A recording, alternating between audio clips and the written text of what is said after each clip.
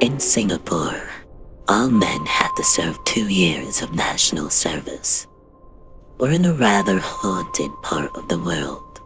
The Southeast Asian region is diverse in culture and religion, and that just means the shit that happens to us is really diverse.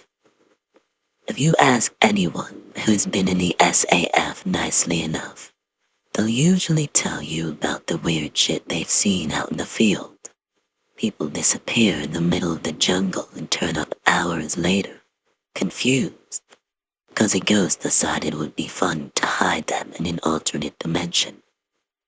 They'll tell you to never bring pork to certain camps, and to run like hell if you smell jasmine.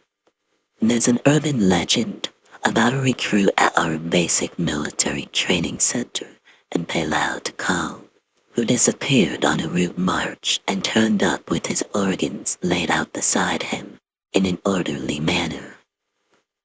Unfortunately, I never got to go outfield myself. I have a medical condition, and the SAF assigned me a desk job. I was a clerk in an army unit, which meant long hours pushing paper to make sure our soldiers had what they needed when they were out in the field. It was a boring job most days, but it turns out that the weird shit doesn't just happen in the jungles. As clerks, we didn't have bunks, but were officially entitled to one. But our hours, which normally lasted from 7:45 in the morning to about 6:30 in the evening, meant that we ought to go home every day, and that there were enough bunks to justify giving us one. Occasionally, though, we had to work late to deal with emergencies. Like, if there was an exercise the next day and one of the commanders decided they needed something done urgently, we'd usually have to stay late into the night fixing the problem. Our solution was to bring some inflatable sleeping mats to the office so that we didn't have to waste time going home late and could actually get more sleep than we would have at home. We also kept snacks around in case anyone got hungry. Not strictly by the book, but our sergeant major didn't care. Once, one of the other clerks in the office had to stay late. He went for dinner at the camp cookhouse, and when he returned, he found a fist-sized hole in our corkboard ceiling right above his desk. The stationery closet was covered in dust from the ceiling, and a pack of biscuits in his box had been gnawed on. I found out about this when he texted me a picture of the biscuits and asked if I had done the gnawing. I told him it was probably a rat. He lived far enough away that he decided to risk sleeping in the office, but he decided to sleep on an office chair just to be safe. The next day, we laid glue traps for the rat in every corner. You have to understand, we weren't planning on being inhumane. Those were the only ones in the office storeroom. The rat continued about its rounds unseen for the whole day. At one point, we could hear it rustling about in the files beneath one of our desks. We kept the doors tightly shut to make sure it didn't escape and bother the rest of the building, and kept our legs off the ground whenever possible. We hadn't caught it by the end of the day, and when I came in the next morning, the clerk who discovered the rat showed me what he had found when he had arrived that morning. The rat was huge, about a foot long at least. It had gotten stuck in one of the glue traps, but according to him, it had nearly escaped by the time he had arrived. He'd had to stick a second glue trap on its back to contain it. It was in a cardboard box, fully bound in the glue, shrieking and shitting itself, and the smell was intolerable. Another clerk moved the box outside, near some big dustbins next to the toilet, for the cleaners to deal with. The smell didn't leave the office for the rest of the day, although by evening we had mostly grown accustomed to it. And that night, I had to stay late after everyone else had left because of an urgent request. I finished the job and went to take a piss before going for dinner. I passed the rat, which wasn't dead yet. In fact, it was shrieking louder than before and thrashing extremely hard. I considered putting it out of its misery, but I didn't want to have rat brains on my boots, so I left it, screeching and writhing. When I came back from the cookhouse, there was a curious silence in the corridor. I went to get my toothbrush so that I could brush my teeth and go to sleep. And when I passed by the toilet, I noticed that the rat was gone. It had been separated from the traps forcibly, with a large part of its tail and foreleg left behind. And there was a fine trail of blood droplets that led to a stairwell behind the fire door. And I froze. A snake or even a stray dog that had somehow wandered into our building through an open door would have gotten caught in the traps. And someone who wanted to get rid of the rat would simply have taken the box. But no, this was something strong enough to rip the rat from the glue without getting stuck. And yet, I realized with a chill, something smart enough to open a door. It was already dark outside. I didn't want to risk running into whatever had taken the rat, so I had no choice but to sleep in camp. I made sure to double lock the office doors before I slept that night. There were no disturbances that night. Whatever had taken the rat didn't try to get into the office, and on several occasions, I went out to the toilet, grasping a pair of sharp scissors as a makeshift weapon. I didn't see or hear anything. Still, I only managed to get 3 hours of sleep before my alarm rang at 5:45 in the morning. When the rest of the clerks arrived in the morning, I told them what had happened. The clerk who'd discovered and helped to track the rat, let's call him Jay, went out of our office to look at the box. The blood had dried by now, and Jay followed it to the fire door. Pushing it open, he shouted, "Oi!" and beckoned us over. There were 5 of us in the office, including our sergeant, L, and we all peered through the fire door at the remains of the rat. A roughly 1 meter square patch of the landing was misted with dried blood. The rat's glue and shit-covered skin lay in a stinking, bloody heap on the ground, while its bones were scattered all over.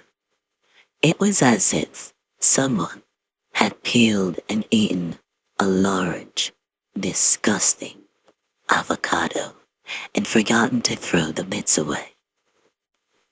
One of the other clerks, K, laughed. Unlike me, K hadn't started off as clerk. K had washed out from the SAF's NCO training program after nearly tearing his foot off in a freak accident, and he was extremely pissed off about it. He spent every moment he wasn't required to work in the base gym, working to maintain the physique he was extremely proud of, and drove his own personal Audi to work every day. He was also one of those hyper-rational people who didn't believe in ghosts. "Hey, 91 son, you sure you didn't do that?" I scowled at him and shook my head. "Seriously, K, that's not funny. Whatever this is, it might come for one of us next." Our sergeant, L, thrust a broom and dustpan into K's hands. "You think it's funny? You clean it up. Make sure you get all the bones. And the rest of you, go get ready for first parade. I'll see you downstairs." The parade was our morning inspection by the company sergeant major, a warrant officer. We were a HQ unit, and most of the enlisted men were clerks or storemen who were unfit for combat. So, it wasn't as intense as you'd think. It mostly consisted of us falling in on our little parade square, doing a couple of stationary foot drills, handing him our attendance logs, and listening to the usual reminders to salute officers, shave our facial hair, and keep our uniforms neat before falling out. The sergeant major was friendly and would usually let us off to eat breakfast before the day began, and he'd go to the smoking corner for a cigarette. This was in a time when smoking was still allowed on SAF bases. Jay and I decided to ask him about the rat, and so we followed him on the pretext of having a smoke. Jay, hello. I didn't know you smoked, naughty one, son. No, Ensick, I said. Not often. Ensick is a term of address in the Army for warrant officers and senior NCOs holding sergeant major positions, and is a general term of respect for older men in Malay. So, why are you here? Ensick, last night I stayed in and saw something weird in HQ. I could see his mouth thin out. We caught a rat with glue traps, and we left it for the cleaners to take away in the morning. Something took the rat out of the glue trap, went past the fire door, and ate it in the stairwell. Peeled the skin off, ate all the meat, and picked the bones clean. His expression changed, and he looked less concerned than puzzled. Oh, I've been in the Army for 25 years.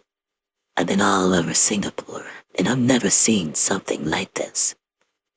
Must be some kind of wild animal.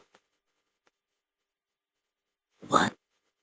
Jay and I chatted with the CSM until we'd finished our cigarettes, then left to grab a cup of coffee before returning to the office.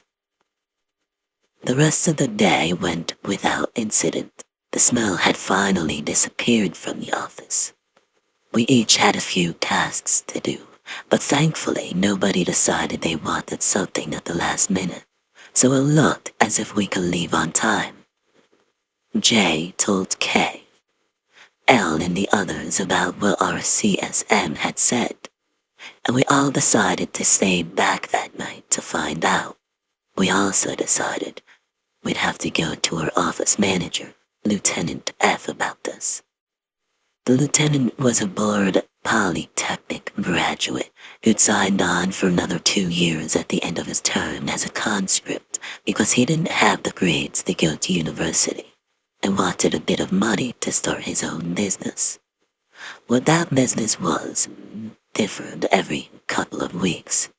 He was a decent guy, but he was already counting down the 3 or so months he had before he could leave. He spent most of his time on his smartphone researching the latest business trends or in the gym with Kay. It always left on the dot at 6:30 p.m. He didn't seem like he'd be particularly helpful, but he was the highest ranking person in the office, and we felt like we had to tell him. Ew. That was literally all he had to say when he heard my story. Sir, you haven't seen anything like this before, have you?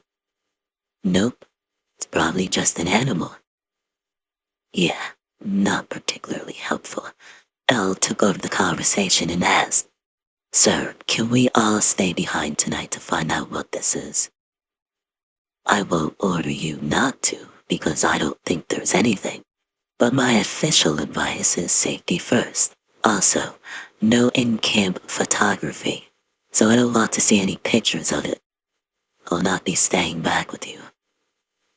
After last parade, basically more stationary foot drills, the reading of routine orders and more reminders from the CSM, We fell out and returned to the office.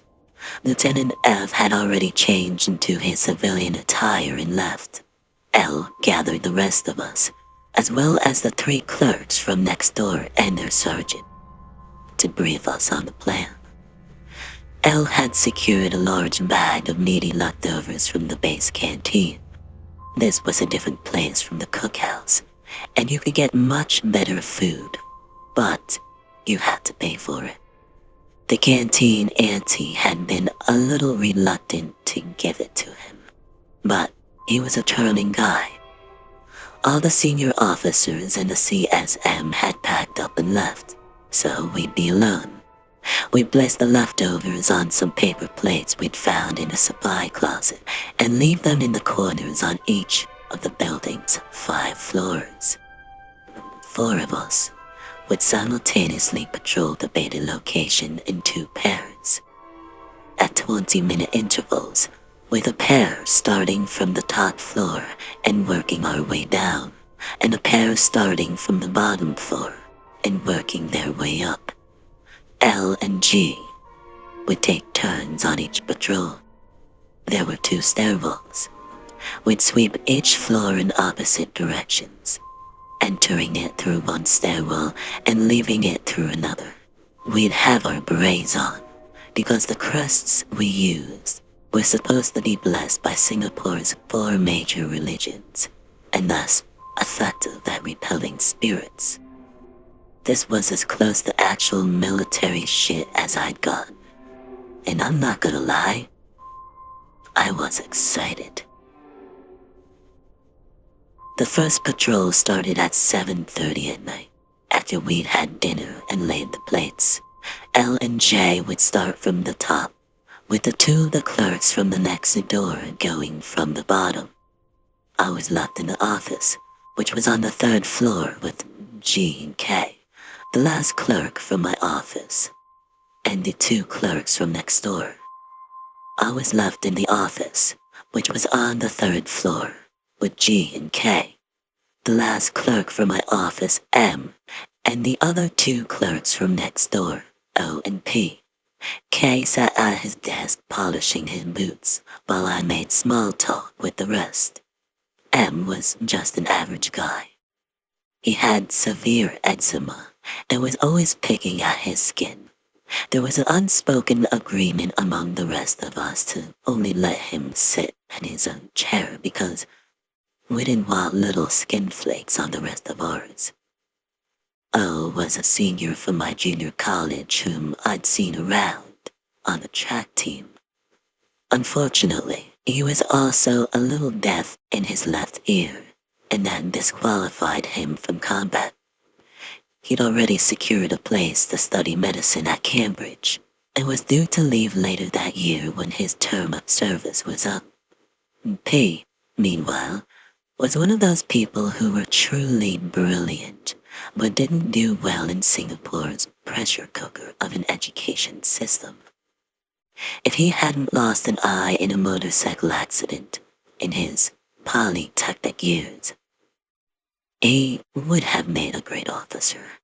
He was caring and genuinely business-minded, unlike the Lieutenant F, and planned to start his own marketing business after graduation.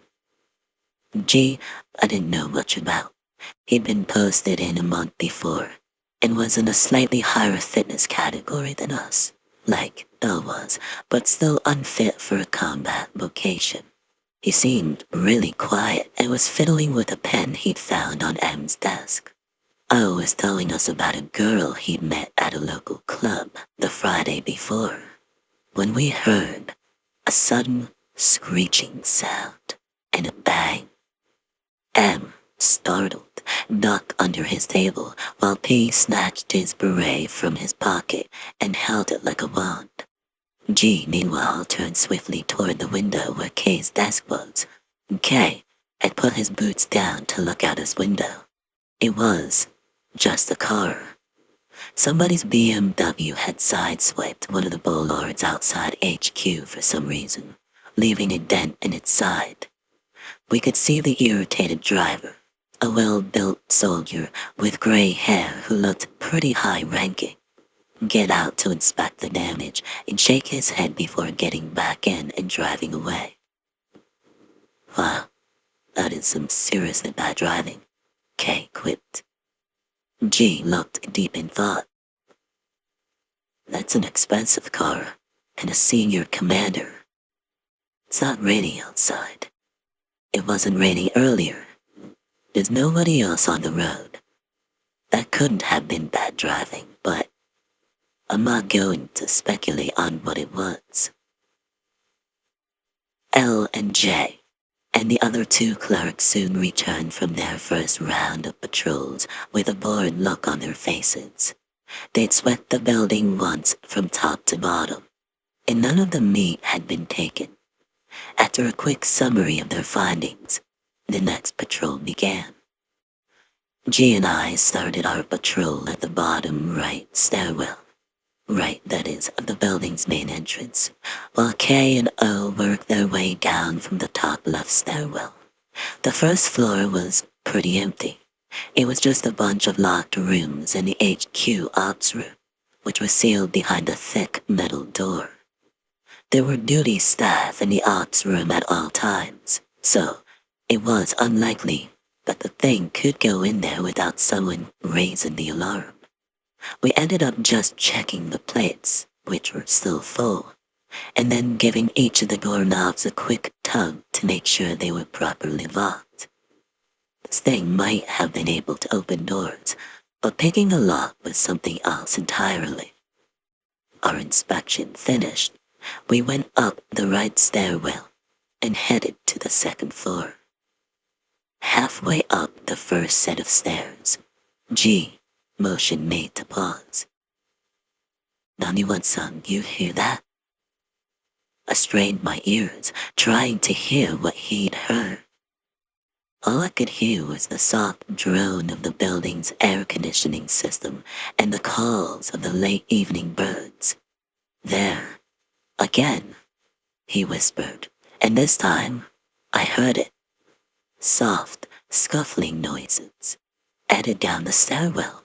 We ran to the landing for the next floor and looked up at the next flight of steps, berets at the ready to drive off whatever came at us.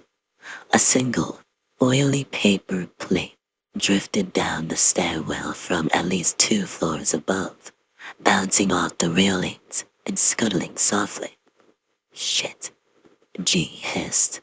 "Nani-san, call the office. We need 2 people in the stairwell now. Get them to check the 3rd floor plates too." While I rang our office number and spoke to L, G took out his phone and called O, who picked up immediately. "We're in the stairwell right now. A plate's been taken, but no contact yet. Have you seen anything?" G listened to O's report inside. "Alright, if you haven't seen it, then it's probably on the opposite side from you. It's somewhere between 3rd and 5th floors. Hold position, keep 1 man in the stairwell and 1 man looking out of it. Be careful. Stay on the line." M and P went to the stairwell. They entered from the right doorway on the 5th floor, shaking their heads. M texted me to say the plate that had been taken wasn't from the 3rd floor's right corner, and that the 2 of them hadn't seen or heard anything unusual on the 3rd or 5th floors. G updated O to say it was probably on the 4th floor in that case, and asked me to text M and P that information. G turned to me. "O says it's not come out of the stairwell on his end, so it seems to be on the 4th floor landing. We've got this thing cornered. You ready?" I had my beret in hand and a stupid amount of confidence. "Hell yes," I whispered. Then someone on the 4th floor bellowed, "Gunnerman, who said you could smoke indoors?" 3 things happened almost simultaneously. G urgently whispered through the phone, "Oh, what happened?" K texted me to say CSM came back. I don't know why. saw us from the lift, and thinks we're smoking in the stairwell. Confirm, sign extra. Signing extra refers to being issued extra duty as punishment. And 3. The door on the 4th floor stairwell slammed open, and there was a loud, scrambling sound as something dashed across the hallway, straight towards our company sergeant major. And sit behind you. G and I burst out of the stairwell just as O shouted his warning. Our company sergeant major didn't even flinch as he turned around to regard the beast that was charging at him. He took one step towards it, twisted around and delivered a roundhouse kick directly into its head with his heavy leather boots. The thing slammed into a wall and scrambled to get up. He casually walked over, stood on its neck with one boot, and its front limbs with the other, and roared at it. Bloody hell, fuck you, understand? He turned to us, and we knew it was our turn to get roared at. Gunnerman, come over here now. We gathered around the kicking, struggling thing our CSM had taken down with terrifying ease. It looked like it was made of rattan, with a stick-like body approximately 4 feet long, 4 spindly limbs, and a stiff tail. Its front legs ended in long, sharp fingers, while the back were four-toed like those of a pigeon. Its head was round, with space for 2 reflective black eyes and a large, and broken, jaw full of splinter-like teeth. At this point, though, we were more afraid of our CSM than whatever this was. Gee, if anyone else is involved in this mess, get them up here now. The rest of you, empty your pockets. Every one of us hurriedly turned our pockets out as G called the office, and when the rest came, he made them empty their pockets as well. The creature hissed at the clinking of keys and coins, and our CSM pressed even harder on its neck until he heard a snap, and it went limp. He turned to either side, examining the contents of her pockets. Are you fucking stupid? You didn't know what you were chasing, and not one of you brought a fucking weapon. M piped up. And sick, weak though. M, your office doesn't have a penknife. Your office doesn't have scissors. Your office doesn't even have a hole puncher. For fuck's sake, use your brain. Our CSM kicked the thing twice to make sure it was dead, then stepped off to take a closer look. It was already starting to disintegrate, and its head and arms broke off when he removed his boots. 91, son. This is the thing you said ate the rat, right? What the fuck did you think you were looking for? I shook my head. Ghost and sick? That's why we only had berets. Walao. This is a Singlish expression that indicates exasperation. The dead creature quickly disintegrated into a pile of brown dust upon its death, which we took as a sign that it wasn't of this world.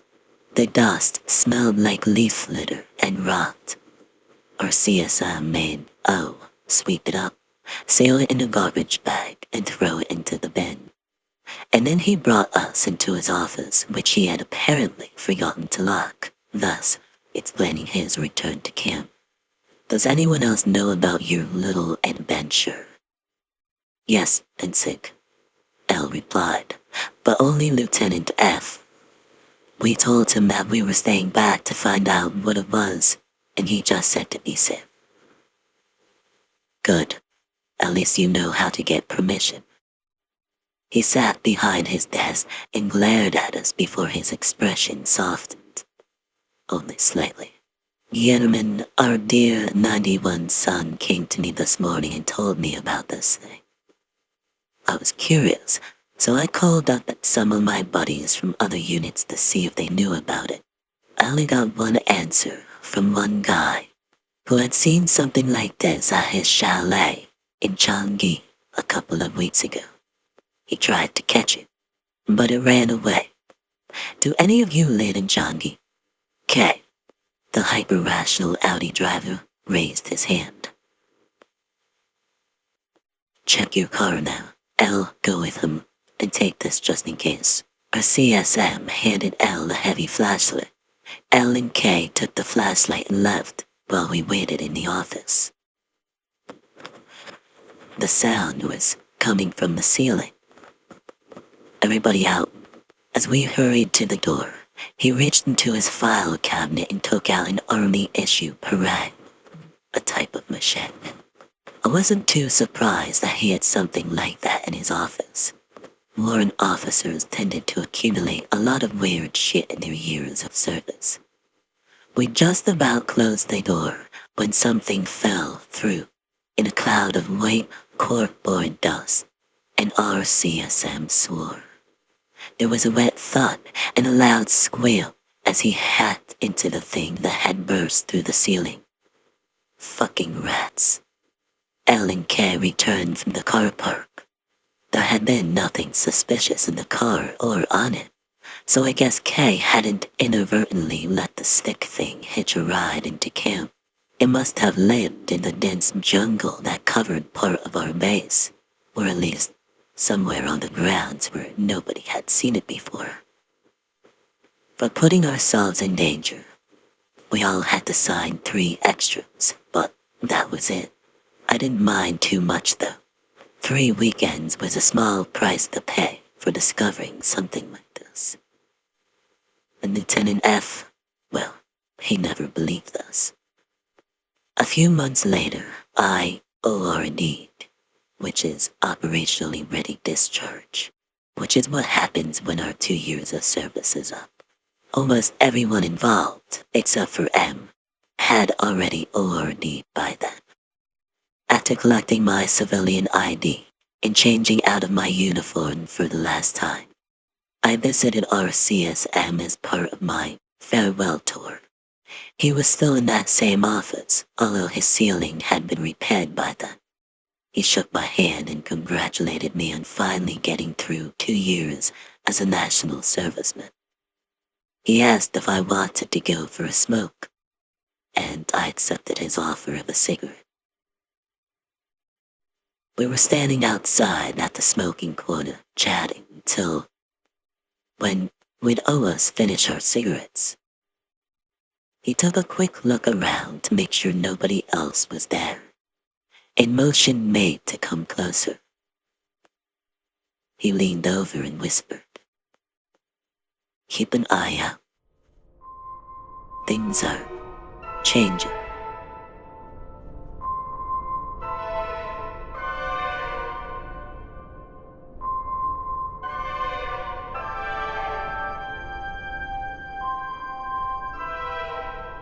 I started swimming the moment my parents failed to catch me as I ran into my Aunt Mary's pool. They ran after me, holding bright yellow floaties, but I never would wait long enough to get them on as I ran into the pool. It was then that my parents decided that they needed to take me to swimming lessons. I started them when I was about 5. I quickly finished the entire program and got rid of those god-awful floaties. It wasn't long after that I joined my first competitive swim team. It wasn't what I expected. We didn't just hang out in the water splashing each other, but I eventually came to love it. And the point I'm trying to introduce is that I was never afraid of the water. While other kids would shiver on the pool deck, I would cannonball in and start swimming. I stayed with that first swim team for many years before finally switching teams. But the event I'd like to describe happened when I was 9, only a year after I joined the team. My mother signed me up to swim in a fundraiser called Carrie's Crossing. in which I pledged to swim a mile in Lake Erie and asked for donations from my parents' friends and neighbors. I raised over $200 and was feeling pretty good about myself by the time I actually got to Lake Erie. There was a huge crowd of people, thousands lining up at the edge of the lake with their respective groups. In my memory, there has never been a Carly's Crossing that had nice weather. And I remember that dark cloud swarmed above the lake that day. There was talk about a massive thunderstorm, but before it started raining, they tried to send out as many groups as possible. It was a clammy day. My 9-year-old body was cold, and I shivered with the ever-frequent gusts of wind. My group consisted of 4 people. One of my coaches named Jen, my friend Megan, someone else whose name I can no longer place, and me.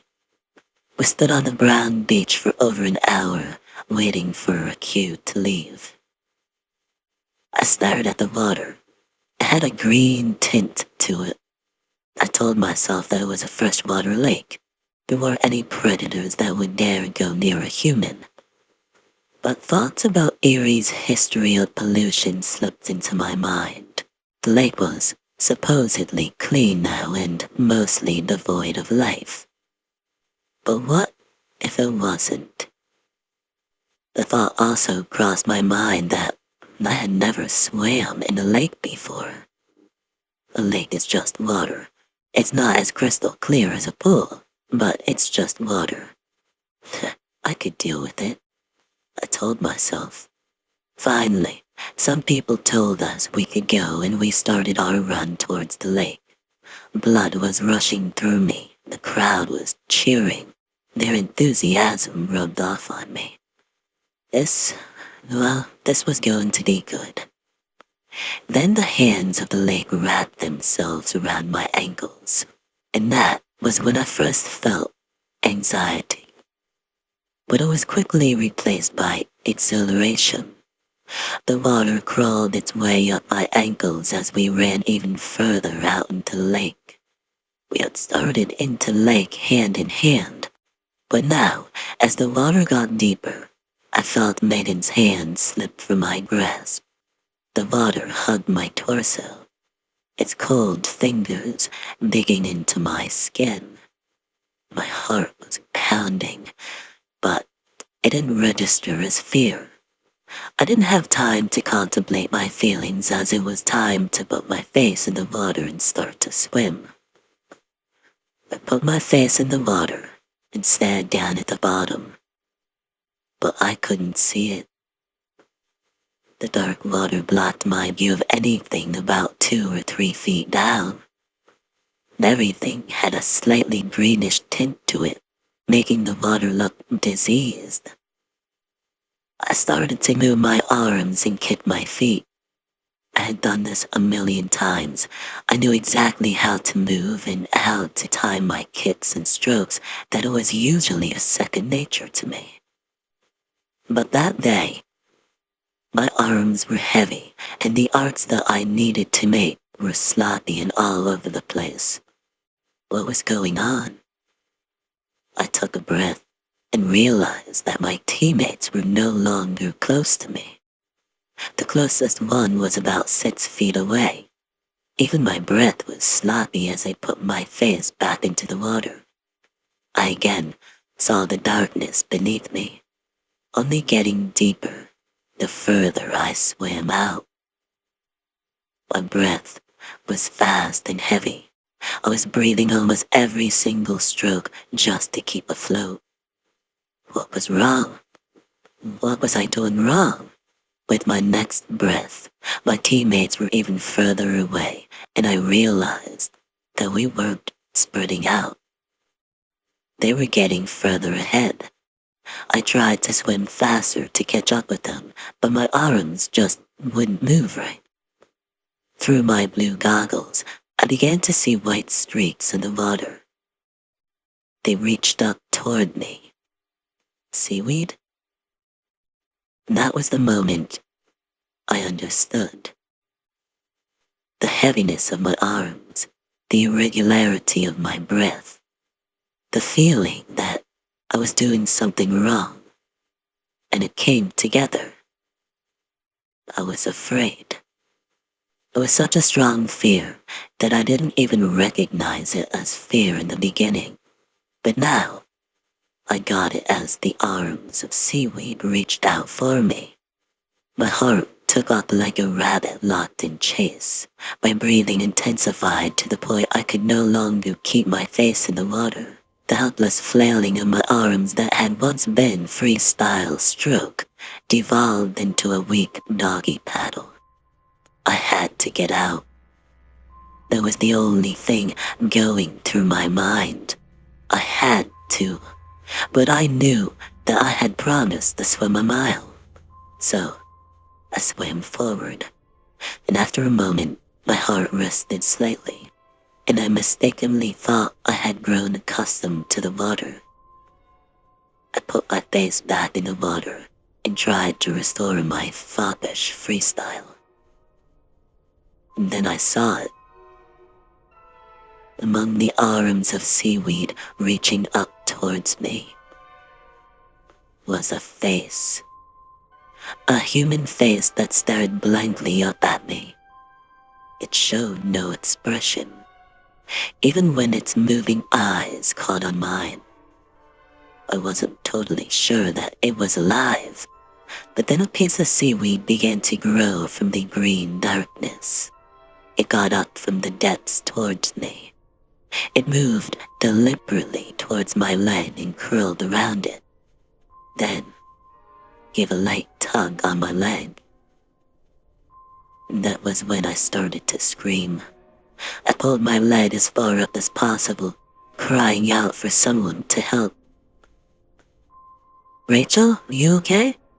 I heard Jen call from up ahead. I shook my head no. I refused to put my face into the water. I didn't want to swim back. That would symbolize I had given up. I had not given up. I just couldn't will myself to go any further into those distressing waters. I tried to take deep breaths, but I knew it was over. My heart wouldn't slow. My breathing was an untamable animal. I held onto my legs to keep them out of the grasp of the arm that grabbed me. And that's when a man in a kayak pulled up next to me. "Are you okay?" he asked. I shook my head. Can you keep swimming?" And I shook my head. He offered me his paddle to hold on to. I grasped it like it was the only thing keeping me alive. I was shaking. My stomach had tied itself in knots. My fingernails dug into the plastic of the paddle. What if it grabbed me again? What if this time it decided not to let go? I shut my eyes as hard as I could as I waited for someone to come get me. Finally, a diver swam up to me in full scuba gear holding on to a kickboard. He offered it to me, and I held on to it with the same intensity in which I had held onto the paddle. My face flushed when I realized that I was probably the only one that had to go back to the beach after I promised that I would make it to the end. The people on the beach stared at me, and they would later claim no hard feelings, but I couldn't shake the guilt that still haunts me to this day. 4 people entered into the water.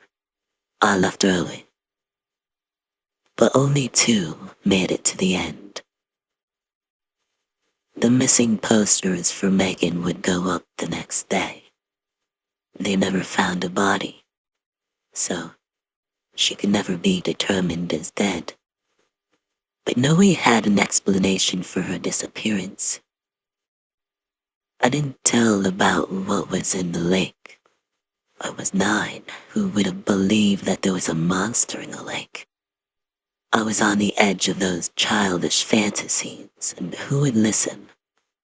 It started to rain as the 2 that remained crawled out of the water, luckily unharmed. their faces swollen with effort and tears.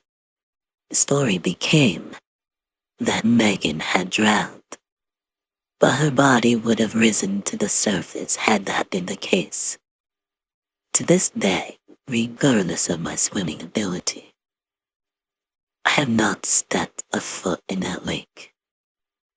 I know that it's there, its soulless eyes watching, its seaweed waiting. If I go in, I will certainly be next.